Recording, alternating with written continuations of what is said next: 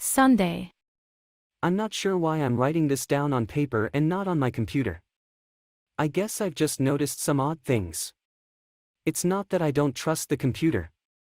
I just need to organize my thoughts. I need to get down all the details somewhere objective, somewhere I know that what I write can't be deleted or changed, not that that's happened. It's just, everything blurs together here, and the fog of memory lends a strange cast to things. I'm starting to feel cramped in this small apartment. Maybe that's the problem. I just had to go and choose the cheapest apartment, the only one in the basement. The lack of windows down here makes day and night seem to slip by seamlessly. I haven't been out in a few days because I've been working on this programming project so intensively. I suppose I just wanted to get it done. Hours of sitting and staring at a monitor can make anyone feel strange, I know, but I don't think that's it. I'm not sure when I first started to feel like something was odd. I can't even define what it is. Maybe I just haven't talked to anyone in a while. That's the first thing that crept up on me. Everyone I normally talk to online while I program has been idle, or they've simply not logged on at all. My instant messages go unanswered. The last email I got from anybody was a friend saying he'd talk to me when he got back from the store, and that was yesterday. I'd call with my cell phone, but reception's terrible down here. Yeah, that's it. I just need to call someone. I'm going to go outside. Well, that didn't work so well. As the tingle of fear fades, I'm feeling a little ridiculous for being scared at all. I looked in the mirror before I went out, but I didn't shave the 2-day stubble I've grown. I figured I was just going out for a quick cell phone call. I did change my shirt, though, because it was lunchtime, and I guessed that I'd run into at least one person I knew. That didn't end up happening. I wish it did.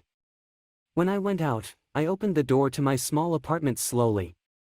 A small feeling of apprehension had somehow already lodged itself in me, for some indefinable reason. I chalked it up to having not spoken to anyone but myself for a day or two. I peered down the dingy gray hallway, made dingier by the fact that it was a basement hallway. On one end, a large metal door led to the building's furnace room. It was locked, of course. 2 dreary soda machines stood by it. I bought a soda from one the first day I moved in, but it had a 2-year-old expiration date. I'm fairly sure nobody knows those machines are even down here, or my cheap landlady just doesn't care to get them restocked. I closed my door softly, and walked the other direction, taking care not to make a sound. I have no idea why I chose to do that, but it was fun giving in to the strange impulse not to break the droning hum of the soda machines, at least for the moment. I got to the stairwell, and took the stairs up to the building's front door.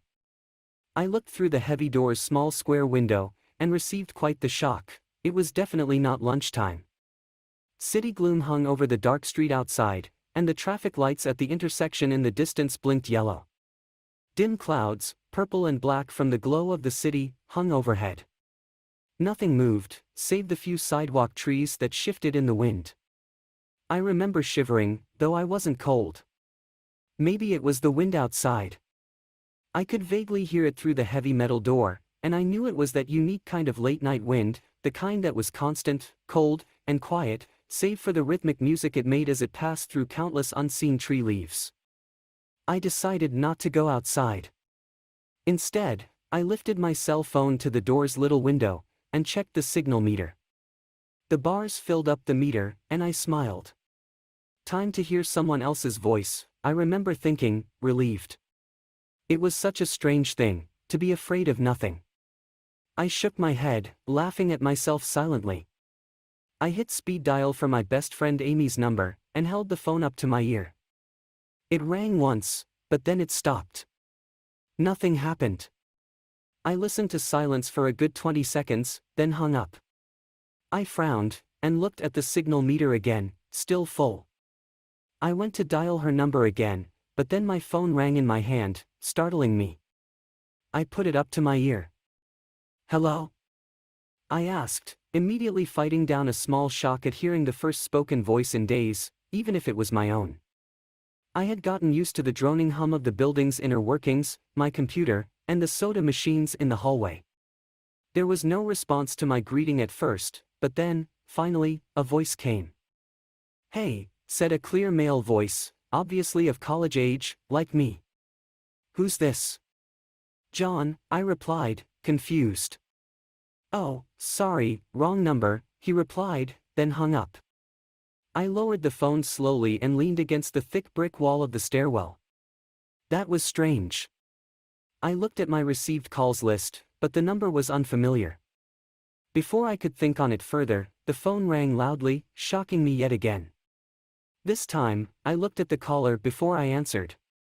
It was another unfamiliar number. This time, I held the phone up to my ear, but said nothing. I heard nothing but the general background noise of a phone.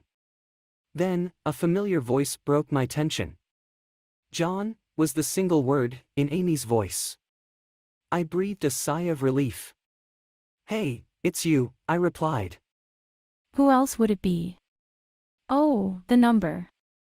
I'm at a party on 7th Street, and my phone died just as you called me. This is someone else's phone, obviously. "Oh, okay," I said. Where are you? My eyes glanced over the drab whitewashed cylinder block walls and the heavy metal door with its small window. "At my building," I sighed. "Just feeling cooped up." I didn't realize it was so late. You should come here. "Nah, I don't feel like looking for some strange place by myself in the middle of the night," I said, looking out the window at the silent windy street that secretly scared me just a tiny bit. "I think I'm just going to keep working or go to bed." Nonsense. I can come get you. Your building is close to 7th Street, right? "How drunk are you?"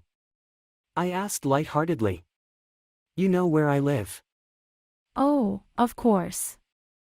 I guess I can't get there by walking, huh? "You could if you wanted to waste half an hour," I told her. Right. Okay, have to go. Good luck with your work. I lowered the phone once more, looking at the numbers flash as the call ended. Then, the droning silence suddenly reasserted itself in my ears. The two strange calls and the eerie street outside just drove home my aloneness in this empty stairwell. Perhaps from having seen too many scary movies, I had the sudden inexplicable idea that something could look in the door's window and see me, some sort of horrible entity that hovered at the edge of aloneness, just waiting to creep up on unsuspecting people that strayed too far from other human beings. I knew the fear was irrational, but nobody else was around, so I jumped down the stairs, ran down the hallway into my room, and closed the door as swiftly as I could while still staying silent. Like I said, I feel a little ridiculous for being scared of nothing, and the fear has already faded. Writing this down helps a lot. It makes me realize that nothing is wrong. It filters out half-formed thoughts and fears and leaves only cold, hard facts. It's late, I got a call from a wrong number, and Amy's phone died, so she called me back from another number. Nothing strange is happening. Still, there was something a little off about that conversation. I know it could have just been the alcohol she'd had, or was it even her that seemed off to me? Or was it, yes, that was it. I didn't realize it until this moment, writing these things down. I knew writing things down would help. She said she was at a party, but I only heard silence in the background. Of course, that doesn't mean anything in particular, as she could have just gone outside to make the call. No. That couldn't be it either. I didn't hear the wind. I need to see if the wind is still blowing. Monday. I forgot to finish writing last night. I'm not sure what I expected to see when I ran up the stairwell and looked out the heavy metal door's window. I'm feeling ridiculous. Last night's fear seems hazy and unreasonable to me now. I can't wait to go out into the sunlight. I'm going to check my email, shave, shower, and finally get out of here. Wait. I think I heard something. It was thunder. That whole sunlight and fresh air thing didn't happen. I went out into the stairwell and up the stairs, only to find disappointment. The heavy metal door's little window showed only flowing water, as torrential rain slammed against it. Only a very dim, gloomy light filtered in through the rain, but at least I knew it was daytime, even if it was a gray, sickly, wet day. I tried looking out the window and waiting for lightning to illuminate the gloom, but the rain was too heavy and I couldn't make out anything more than vague weird shapes moving at odd angles and the waves washing down the window. Disappointed, I turned around, but I didn't want to go back to my room. Instead, I wandered further up the stairs, past the first floor, and the second. The stairs ended at the third floor, the highest floor in the building. I looked through the glass that ran up the outer wall of the stairwell, but it was that warped, thick kind that scatters the light, not that there was much to see through the rain to begin with. I opened the stairwell door and wandered down the hallway. The 10 or so thick wooden doors, painted blue a long time ago, were all closed. I listened as I walked, but it was the middle of the day, so I wasn't surprised that I heard nothing but the rain outside. As I stood there in the dim hallway, listening to the rain, I had the strange fleeting impression that the doors were standing like silent granite monoliths erected by some ancient forgotten civilization for some unfathomable guardian purpose. Lightning flashed, and I could have sworn that, for just a moment, the old grainy blue would look just like rough stone. I laughed at myself for letting my imagination get the best of me, but then it occurred to me that the dim gloom and lightning must mean there was a window somewhere in the hallway. A vague memory surfaced, and I suddenly recalled that the third floor had an alcove and an inset window halfway down the floor's hallway. Excited to look out into the rain and possibly see another human being, I quickly walked over to the alcove, finding the large thin glass window. Rain washed down it, as with the front door's window, but I could open this one. I reached a hand out to slide it open, but hesitated. I had the strangest feeling that if I opened that window, I would see something absolutely horrifying on the other side. Everything's been so odd lately, so I came up with a plan, and I came back here to get what I needed. I don't seriously think anything will come of it, but I'm bored, it's raining, and I'm going stir crazy. I came back to get my webcam. The cord isn't long enough to reach the third floor by any means, so instead I'm going to hide it between the two soda machines in the dark end of my basement hallway, run the wire along the wall and under my door, and put black duct tape over the wire to blend it in with the black plastic strip that runs along the base of the hallway's walls. I know this is silly, but I don't have anything better to do. Well, nothing happened. I propped open the hallway to stairwell door, steeled myself, then flung the heavy front door wide open and ran like hell down the stairs to my room and slammed the door. I watched the webcam on my computer intently, seeing the hallway outside my door and most of the stairwell. I'm watching it right now, and I don't see anything interesting. I just wish the camera's position was different, so that I could see out the front door. Hey! Somebody's online. I got out an older, less functional webcam that I had in my closet to video chat with my friend online. I couldn't really explain to him why I wanted to video chat, but it felt good to see another person's face. He couldn't talk very long, and we didn't talk about anything meaningful, but I feel much better. My strange fear has almost passed. I would feel completely better, but there was something odd about our conversation. I know that I've said that everything has seemed odd, but still, he was very vague in his responses. I can't recall one specific thing that he said, no particular name, or place, or event, but he did ask for my email address to keep in touch. Wait, I just got an email. I'm about to go out. I just got an email from Amy that asked me to meet her for dinner at the place we usually go to. I do love pizza, and I've just been eating random food from my poorly stocked fridge for days, so I can't wait. Again, I feel ridiculous about the odd couple of days I've been having. I should destroy this journal when I get back. Oh, another email. Oh my God. I almost left the email and opened the door. I almost opened the door. I almost opened the door, but I read the email first. It was from a friend I hadn't heard from in a long time, and it was sent to a huge number of emails that must have been every person he had saved in his address list. It had no subject, and it said, simply, "Seen with your own eyes, don't trust them, they." What the hell is that supposed to mean? The words shock me, and I keep going over and over them. Is it a desperate email sent just as something happened? The words are obviously cut off without finishing. On any other day I would have dismissed this as spam from a computer virus or something, But the words, seen with your own eyes. I can't help but read over this journal and think back on the last few days and realize that I have not seen another person with my own eyes or talked to another person face to face. The webcam conversation with my friend was so strange, so vague, so eerie, now that I think about it. Was it eerie?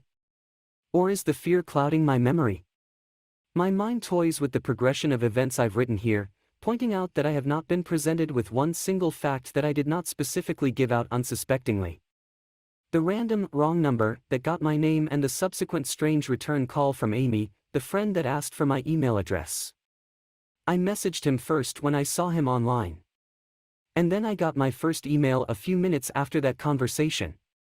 Oh my God! That phone call with Amy. I said over the phone, I said that I was within half an hour's walk of 7th Street. They know I'm near there. What if they're trying to find me? Where is everyone else? Why haven't I seen or heard anyone else in days? No, this is crazy. This is absolutely crazy. I need to calm down. This madness needs to end. Advertisements. I don't know what to think. I ran about my apartment furiously, holding my cell phone up to every corner to see if it got a signal through the heavy walls. Finally, in the tiny bathroom, near one ceiling corner, I got a single bar. Holding my phone there, I sent a text message to every number in my list. Not wanting to betray anything about my unfounded fears, I simply sent, "You seen anyone face to face lately?" At that point, I just wanted any reply back. I didn't care what the reply was, or if I embarrassed myself. I tried to call someone a few times, but I couldn't get my head up high enough, and if I brought my cell phone down even an inch, it lost signal. Then I remembered the computer, and rushed over to it, instant messaging everyone online. Most were idle or away from their computer. Nobody responded. My messages grew more frantic, and I started telling people where I was and to stop by in person for a host of barely passable reasons. I didn't care about anything by that point. I just needed to see another person. I also tore apart my apartment looking for something that I might have missed, some way to contact another human being without opening the door. I know it's crazy, I know it's unfounded, but what if? What if? I just need to be sure. I taped the phone to the ceiling in case. Tuesday. The phone rang. Exhausted from last night's rampage, I must have fallen asleep. I woke up to the phone ringing, and ran into the bathroom, stood on the toilet, and flipped open the phone taped to the ceiling. It was Amy, and I feel so much better. She was really worried about me, and apparently had been trying to contact me since the last time I talked to her. She's coming over now, and, yes, she knows where I am without me telling her. I feel so embarrassed. I am definitely throwing this journal away before anyone sees it. I don't even know why I'm writing in it now. Maybe it's just because it's the only communication I've had at all since, God knows when. I look like hell, too. I looked in the mirror before I came back in here. My eyes are sunken, my stubble is thicker, and I just look generally unhealthy. My apartment is trashed, but I'm not going to clean it up. I think I need someone else to see what I've been through. These past few days have not been normal. I am not one to imagine things.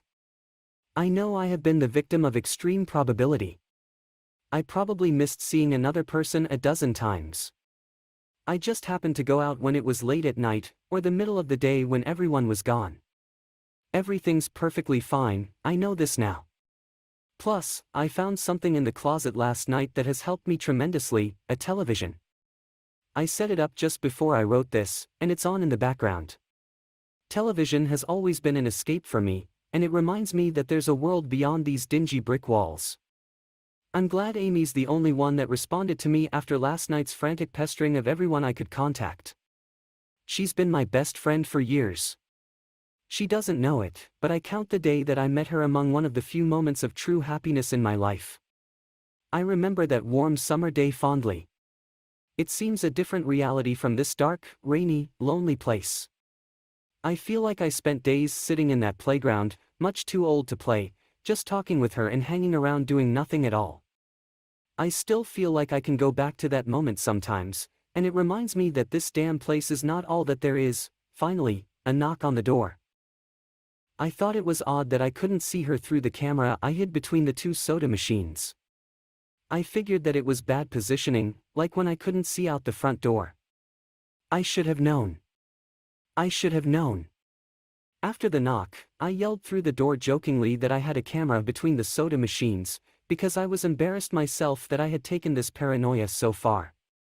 After I did that, I saw her image walk over to the camera and look down at it. She smiled and waved. "Hey," she said to the camera brightly, giving it a wry look. "It's weird, I know," I said into the mic attached to my computer. "I've had a weird few days." Must have. Open the door, John. I hesitated. How could I be sure? "Hey, humor me a second here," I told her through the mic. "Tell me one thing about us. Just prove to me you're you." She gave the camera a weird look. All right. We met randomly at a playground when we were both way too old to be there. I sighed deeply as reality returned and fear faded. God, I'd been so ridiculous. Of course it was Amy. That day wasn't anywhere in the world except in my memory. I'd never even mentioned it to anyone, not out of embarrassment, but out of a strange secret nostalgia and a longing for those days to return. If there was some unknown force at work trying to trick me, as I feared, there was no way they could know about that day. All right, I'll explain everything," I told her. "Be right there." I ran to my small bathroom and fixed my hair as best I could. I looked like hell, but she would understand. Snickering at my own unbelievable behavior and the mess I'd made of the place, I walked to the door. I put my hand on the doorknob and gave the mess one last look. So ridiculous, I thought. My eyes traced over the half-eaten food lying on the ground, the overflowing trash bin, and the bed I'd tipped to the side looking for God knows what. I almost turned to the door and opened it, but my eyes fell on one last thing, the old webcam, the one I used for that eerily vacant chat with my friend. Its silent black sphere lay haphazardly tossed to the side, its lens pointed at the table where this journal lay. An overwhelming terror took me as I realized that if something could see through that camera, it would have seen what I just wrote about that day. I asked her for any one thing about us, and she chose the only thing in the world that I thought they or it did not know, but it did. It did know. It could have been watching me the whole time. I didn't open the door. I screamed. I screamed in uncontrollable terror. I stomped on the old webcam on the floor. The door shook, and the doorknob tried to turn, but I didn't hear Amy's voice through the door. Was the basement door, made to keep out drafts, too thick? Or was Amy not outside? What could have been trying to get in, if not her? What the hell is out there? I saw her on my computer through the camera outside, I heard her on the speakers through the camera outside, but was it real? How can I know? "She's gone now," I screamed, and shouted for help. I piled up everything in my apartment against the front door. Friday. At least I think that it's Friday. I broke everything electronic. I smashed my computer to pieces. Every single thing on there could have been accessed by network access, or worse, altered. I'm a programmer, I know. Every little piece of information I gave out since this started, my name, my email, my location, none of it came back from outside until I gave it out. I've been going over and over what I wrote. I've been pacing back and forth, alternating between stark terror and overpowering disbelief. Sometimes I'm absolutely certain some phantom entity is dead set on the simple goal of getting me to go outside. Back to the beginning, with the phone call from Amy, she was effectively asking me to open the door and go outside. Advertisements. I keep running through it in my head. One point of view says I've acted like a madman, and all of this is the extreme convergence of probability, never going outside at the right times by pure luck, never seeing another person by pure chance, getting a random nonsense email from some computer virus at just the right time. The other point of view says that extreme convergence of probability is the reason that whatever's out there hasn't gotten me already. I keep thinking, I never opened the window on the third floor. I never opened the front door, until that incredibly stupid stunt with the hidden camera, after which I ran straight to my room and slammed the door. I haven't opened my own solid door since I flung open the front door of the building. Whatever's out there, if anything's out there, never made an appearance in the building before I opened the front door. Maybe the reason it wasn't in the building already was that it was elsewhere getting everyone else, and then it waited, until I betrayed my existence by trying to call Amy, a call which didn't work, until it called me and asked me my name. Terror literally overwhelms me every time I try to fit the pieces of this nightmare together. That email, short, cut off, was it from someone trying to get word out? Some friendly voice desperately trying to warn me before it came? Seen with my own eyes, don't trust them, exactly what I've been so suspicious of. It could have masterful control of all things electronic, practicing its insidious deception to trick me into coming outside. Why can't it get in? It knocked on the door, it must have some solid presence. The door, the image of those doors in the upper hallway as guardian monoliths flashes back in my mind every time I trace this path of thoughts. If there is some phantom entity trying to get me to go outside, maybe it can't get through doors. I keep thinking back over all the books I've read or movies I've seen, trying to generate some explanation for this. Doors have always been such intense foci of human imagination, always seen as wards or portals of special importance. Or perhaps the door is just too thick. I know that I couldn't bash through any of the doors in this building, let alone the heavy basement ones. Aside from that, the real question is, why does it even want me? If it just wanted to kill me, it could do it any number of ways, including just waiting until I starve to death. What if it doesn't want to kill me? What if it has some far more horrific fate in store for me? God, what can I do to escape this nightmare? A knock on the door. I told the people on the other side of the door I need a minute to think and I'll come out. I'm really just writing this down so I can figure out what to do. At least this time I heard their voices. My paranoia, and yes, I recognize I'm being paranoid, has me thinking of all sorts of ways that their voices could be faked electronically. There could be nothing but speakers outside, simulating human voices. Did it really take them 3 days to come talk to me? Amy is supposedly out there, along with 2 policemen and a psychiatrist. Maybe it took them 3 days to think of what to say to me. The psychiatrist's claim could be pretty convincing, if I decided to think this has all been a crazy misunderstanding, and not some entity trying to trick me into opening the door.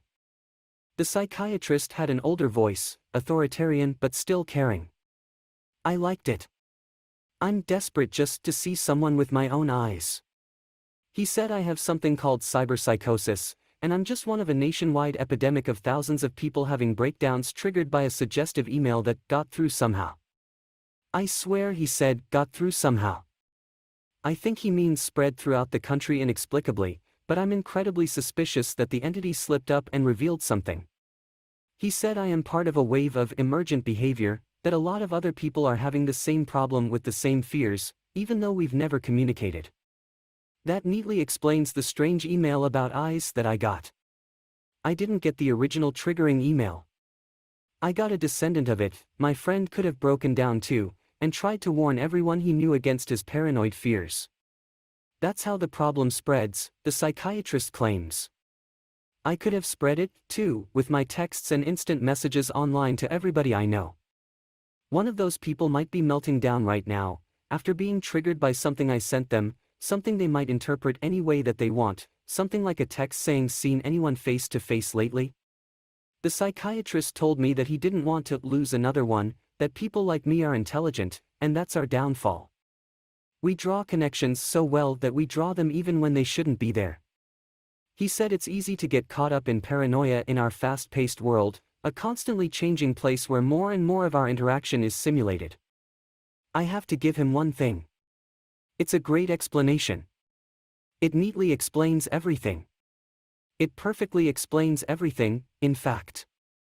I have every reason to shake off this nightmarish fear that something or consciousness or being out there wants me to open the door so it can capture me for some horrible fate worse than death. It would be foolish, after hearing that explanation, to stay in here until I starve to death just to spite the entity that might have got everyone else. It would be foolish to think that, after hearing that explanation, I might be one of the last people left alive on an empty world, hiding in my secure basement room, spiting some unthinkable deceptive entity just by refusing to be captured. It's a perfect explanation for every single strange thing I've seen or heard, and I have every reason in the world to let all of my fears go, and open the door. That's exactly why I'm not going to. How can I be sure? How can I know what's real and what's deception? All of these damn things with their wires and their signals that originate from some unseen origin. They're not real, I can't be sure. Signals through a camera, faked video, deceptive phone calls, emails. Even the television, lying broken on the floor, how can I possibly know it's real? It's just signals, waves, light, the door. It's bashing on the door. It's trying to get in. What insane mechanical contrivance could it be using to simulate the sound of men attacking the heavy wood so well? At least I'll finally see it with my own eyes. There's nothing left in here for it to deceive me with. I've ripped apart everything else. It can't deceive my eyes, can it? Seen with your own eyes, don't trust them. Wait, was that desperate message telling me to trust my eyes, or warning me about my eyes too? Oh my God, what's the difference between a camera and my eyes? They both turn light into electrical signals, they're the same. I can't be deceived. I have to be sure. I have to be sure. Date unknown. I calmly asked for paper and a pen, day in and day out, until it finally gave them to me. Not that it matters. What am I going to do? Poke my eyes out? The bandages feel like part of me now. The pain is gone. I figure this will be one of my last chances to write legibly, as, without my sight to correct mistakes, my hands will slowly forget the motions involved. This is a sort of self-indulgence, this writing, it's a relic of another time, because I'm certain everyone left in the world is dead, or something far worse. I sit against the padded wall day in and day out. The entity brings me food and water. It masks itself as a kind nurse, as an unsympathetic doctor. I think it knows that my hearing has sharpened considerably now that I live in darkness. It fakes conversations in the hallways, on the off chance that I might overhear. One of the nurses talks about having a baby soon. One of the doctors lost his wife in a car accident. None of it matters, none of it is real. None of it gets to me, not like she does. That's the worst part, the part one almost can't handle. The thing comes to me, masquerading as Amy. Its recreation is perfect. It sounds exactly like Amy, feels exactly like her. It even produces a reasonable facsimile of tears that it makes me feel on its lifelike cheeks. When it first dragged me here, it told me all the things I wanted to hear. It told me that she loved me, that she had always loved me, that it didn't understand why I did this, that we could still have a life together, if only I would stop insisting that I was being deceived. It wanted me to believe, no, it needed me to believe that she was real. I almost fell for it. I really did. I doubted myself for the longest time. In the end, though, it was all too perfect, too flawless, and too real. The false Amy used to come every day, and then every week, and finally stopped coming altogether, but I don't think the entity will give up.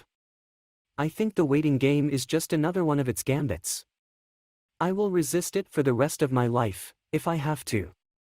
I don't know what happened to the rest of the world, but I do know that this thing needs me to fall for its deceptions.